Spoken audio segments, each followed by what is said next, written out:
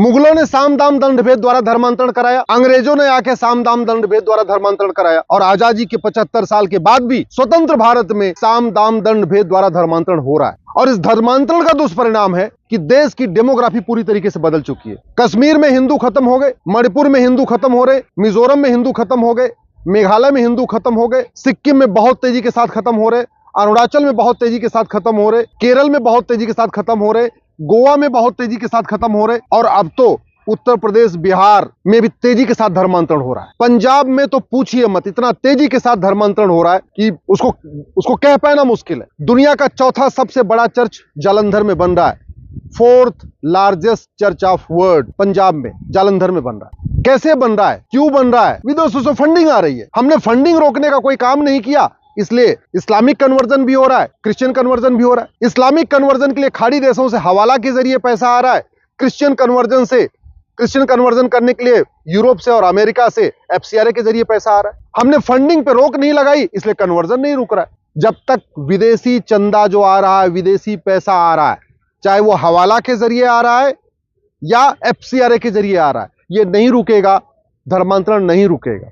FCRA 2010 में कांग्रेस ने बनाया इसीलिए था, केवल और केवल यहां पे जो भारत विरोधी NGO हैं, भारत विरोधी सामाजिक कार्यकर्ता हैं, भारत विरोधी पत्रकार हैं, भारत विरोधी संस्थाएं हैं, उनको फंडिंग कराने के लिए FCRA बनाया गया था। मिशनरियों को फंडिंग कराने के लिए, अलगाववादियों को फंडिंग कराने के लिए, आतंकवादियों को फंडिंग कराने के लिए FCRA 2010 में कांग्रेस ने बनाया था, माओवादियों नक्सलियों को फंडिंग कराने के लिए, और वो FCRA आज भी चल रहा है। हालांकि कई NGO का लाइसेंस रद्द हुआ, लेकिन जब तक वो FCRA है ना, तब तक NGO का लाइसेंस रद्द करने से धर्मांतरण नहीं रुकेगा। कंप्लीट उसको रिपील करना पड़ेगा, खत्म करना पड़ेगा। दूसरा, इस्लामिक कन्वर्जन के लिए खाड़ी देशों से फंडिंग हो रही है, और भारत के अंदर नशा तस्करी से जो पैसा कमाया जा रहा है, वो पूरा का पूरा कन्वर्जन में जा रहा है। ये आपको भी पता है कि भारत में जो ड्रग स्मगलिंग का पूरा नेटवर्क चलाता कौन है?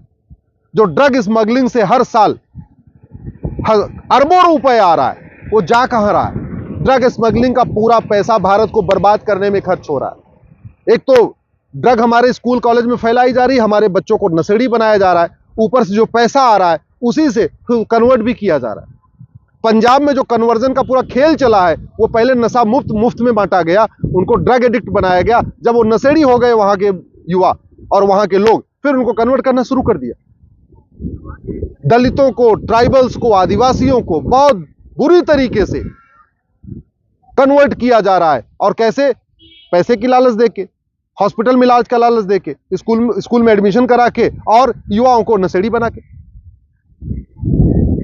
यह धर्मांतरण तब रुकेगा जब नशा तस्करी रुकेगी, क्योंकि सारी नशा तस्करों से एक तो बच्चों को नशेड़ी बनाया जाता है, जो पैसा कमाया जाता है उससे धर्मांतरण कराया जाता है।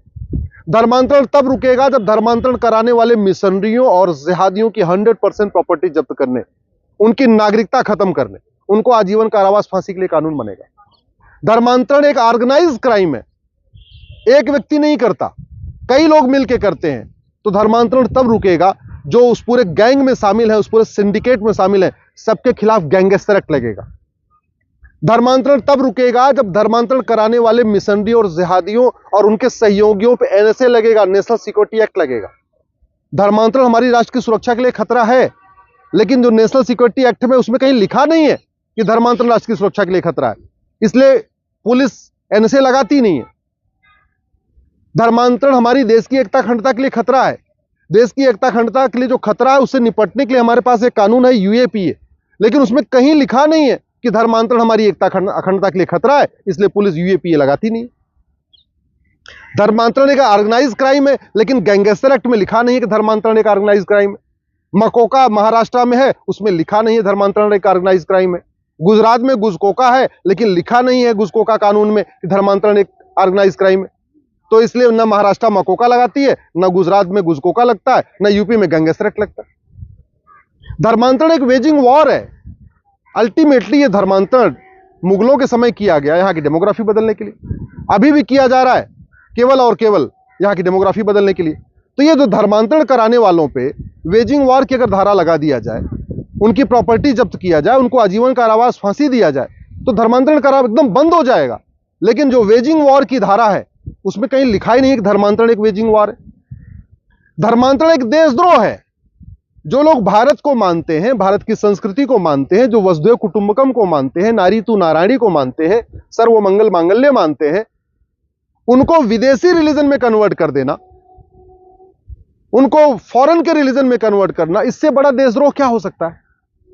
लेकिन धर्मांतरण को कानून में देशद्रोह घोषित नहीं किया गया, न पुराने वाले आईपीसी में घोषित किया गया, नई वाली भारतीय न्याय संहिता में घोषित किया गया। तो धर्मांतरण कराने वालों को देशद्रोह भी नहीं लग रहा है। हमने जो नया भारतीय न्याय संहिता बनाया उसमें धर्मांतरण पे कोई चैप्टर नहीं है। धार्मिक भावना आहत करना अपराध है, लेकिन धर्मांतरण कराना अपराध नहीं है। आप जरा सोचिए, किसी के आपने धर्म के बारे में कुछ बोल दिया वो अपराध है, लेकिन किसी को आपने झूठ बोल के, लालच दे के, धोखा दे के उसको कन्वर्ट कर दिया, वो अपराध नहीं है। इसीलिए मुगलों के समय भी धर्मांतरण हुआ, अंग्रेजों के समय भी धर्मांतरण हुआ, और आज भी धर्मांतरण हो रहा है। और इस धर्मांतरण, घुसपैठ और जनसंख्या विस्फोट का परिणाम है। हम 9 राज्यों से खत्म हो चुके हैं, हम 200 जिलों से खत्म हो चुके हैं, हम 900 तहसीलों से खत्म हो चुके हैं। आप जहां रहते हैं ना, वहां पता करिएगा, आपके आसपास भी धर्मांतरण हो रहा होगा, आपके आसपास भी धर्मांतरण हो रहा होगा। बहुत सारे ऐसे भी होते हैं जो कन्वर्ट हो जाते हैं, लेकिन पहचान नहीं, अपनी पहचान पुरानी रखते हैं।